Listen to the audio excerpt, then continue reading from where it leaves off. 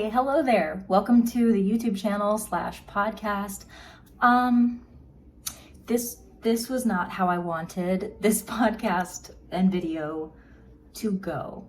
I had a plan for exactly what I wanted to share with you today, all about my mental health journey, my life journey over the last year, but I have just spent the last half hour trying to get my life together with all of my technology here. My sweet, wonderful husband bought me this awesome podcasting equipment so that I could adjust my levels and get a microphone set up and really do it professionally, but nothing, not a single thing. We've tried probably about 7 different microphones, all kinds of different equipment.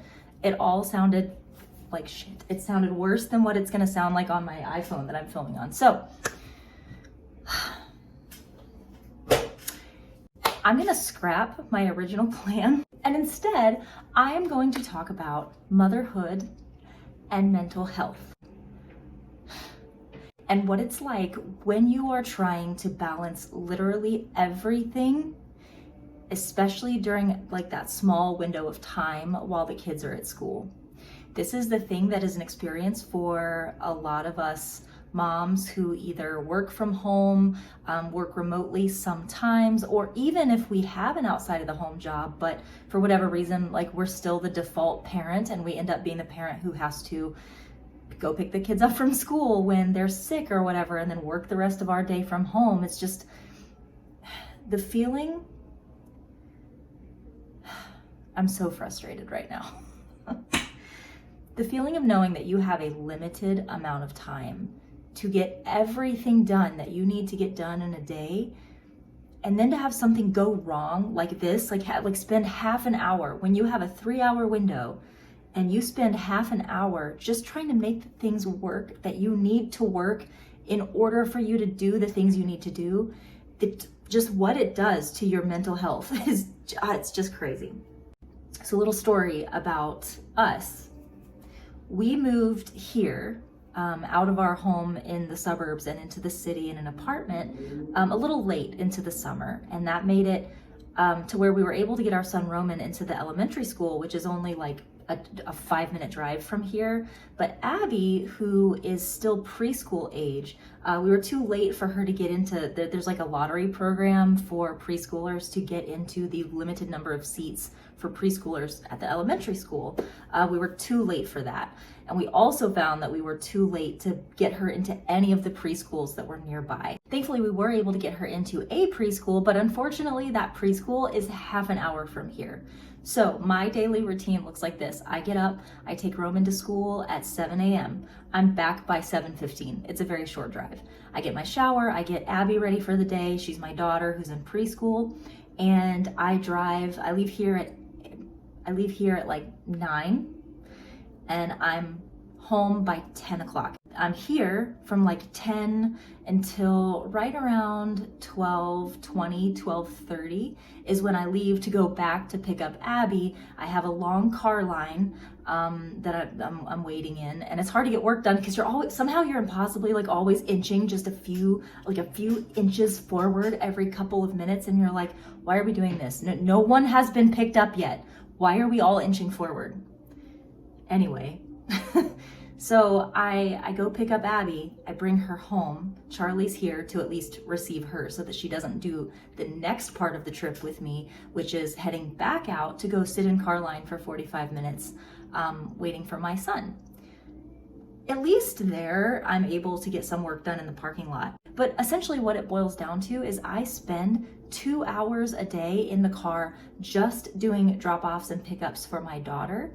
And then if you add in the hour of time that is spent sitting in car line or moving through the car line, that's 3 hours. 3 hours out of my day in the car.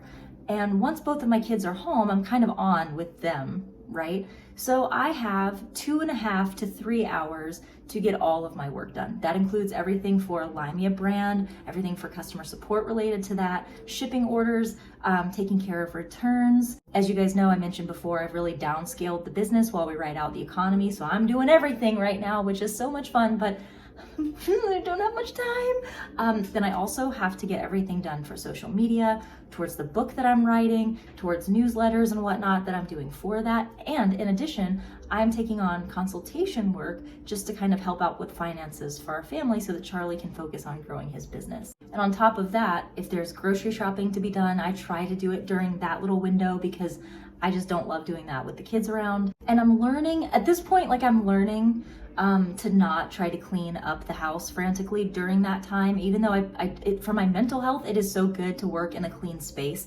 I can focus better, I can concentrate harder, I don't feel so distracted by the mess around me, but I'm learning like, what do I do here? Either I spend my 2.5 hours getting the house clean so that I can work, and then the minute I'm ready to work, it's time to go, or I can just get my work done in a filthy environment and then clean later once the kids are here. And that's what I've been trying to get myself in the headspace of doing. And the thing is, you deal with the frustration, right? You deal with the frustration of having so many responsibilities and your time so significantly constrained. In my case, I still struggle with a little bit of resentment about the fact that my husband gets to focus his full day on his work and I don't, even though we have agreed that during this season, this is what works best. It is valuable to us that he is able to focus on his business because there is a lot of opportunity for wealth there that my profession won't provide for a very long time. So we've agreed to this, but I still deal with resentment. And then I deal with the guilt from having resentment. And if you're new here and you don't know my history, I spent 6 months last year separated from my husband. We separated, lived in different homes, split the time with the children, and we've been on a healing journey together. And it's very upsetting to me when things like today happen where I'm so frustrated and overwhelmed with things not going my way, and then feeling resentful on top of that, and then feeling the guilt of like, why am I being resentful? This is what we agreed to. It takes a toll, man. Like it does. And what really sucks is like, as I can feel my frustration growing, I can feel myself getting snippy with Charlie while he's in here trying to help me. And I feel like I'm being so ungrateful for his help and for the things that he bought me, but your help ain't helping and the stuff you bought ain't working, so I'm getting upset. Oh, and to him, I think he tries to understand, but I think in his case, he's like, well, what? It's not working. Let's keep trying. Let's just keep trying until we get it right. And I'm like, you don't know what it feels like to have such a short amount of time. Poof, it's gone. I try so hard to make everything that I create online inspirational, to have some kind of like, you know, call to action, like, hey, it's not that bad, like everything's okay. But I just feel like maybe sometimes you just kind of have to sit with it, just like sit with the suck. Like it just sucks sometimes. I said recently on a video that I made for Instagram that I stand by this, I always will. Being a work at home mom is, for me, it is the absolute hardest. And I've done all three. I've been a stay-at-home mom who had no job. I've been a work-from-home mom, and I've also been a work-out-of-the-home mom. And all of them are hard in all of their own ways. Let's not make this a competition about who has it harder. But for me, what was hardest for me was trying to work from home, because as they say, you have to try to work as though you don't have kids and raise your kids as though you don't work. And it just is mind-blowing how much stress you can feel while you're working. I'm not resenting my children, but I'm resenting the season of life that we're in, just feeling like I have so much I need to do and I can't get it done. And then when I'm with my kids, I feel bad and worried that they're not getting the fully present version of me, because I'm thinking about all the things that I didn't get done earlier, and I'm checking my phone, I'm reading emails, I'm doing things because I'm still trying to get some work day out of this day. And my kids are 5 and 7. They've gotten pretty good at being able to handle themselves, like keep themselves busy, get themselves snacks and things, but I'm still their best friend. I'm still the person that they want to be around all the time. And so I find myself, they'll come and they'll be like, Mommy, watch this with me. Mommy, let me show you this. And I'll say, can you show that to Daddy? Daddy might like to see that. Go show Daddy. And they're like, we want to show you. And then I'm like, of course you do. Of course. And And then your heart kind of goes, oh, like, okay, yes, I'm sorry. Yes, let me see what you want to show me. Let's watch you play Bugsnax again today. And I feel like as moms, whenever we try to talk about these things, we get a lot of really just unhelpful shit thrown back in our face. People say things like, well, if you weren't going to enjoy having kids, why did you become a mom? If you wanted to have a career, why did you decide to have children? Well, thank you, Chad. But number one, we're in an economy right now where it's really hard for people to just survive in general on one income. So there are many families that were operating under this system of one spouse going to work and the other spouse staying at home, and that's become untenable. So now there are tons of moms who are working and they're not used to this, and they're for the first time experiencing this feeling that us working moms and work from home moms have experienced all along. And number two, I'm still a human. I'm still a person who has ambitions, desires, goals for my life, things I want to achieve. And nobody can throw in my face like, well, you should have done all that before you had kids. I waited until I was 31. I got my PhD first. I got a dream career first.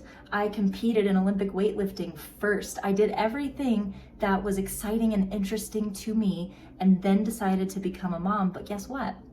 My ambition, my natural drive to have a career, to be successful, to be somebody, to leave something behind for the world, didn't just go away because I decided to be a mom. And I am deserving of an enriching, fulfilling, nourishing life. Becoming a mom didn't change that. And if you're a woman who's listening to this and these are the ideas that you're clinging to, my hope is that you will challenge those. Someone put those ideas in your head, and I'd like to push back on those just a little bit. And I'm not calling you a sheep. I'm not saying that you can't think for yourself. You are a strong, intelligent woman who at some point bought into the idea that your worth is somehow less now that you have children. That might not be what someone said to you, but that we got there anyway. We got there anyway. And I say we because I did too.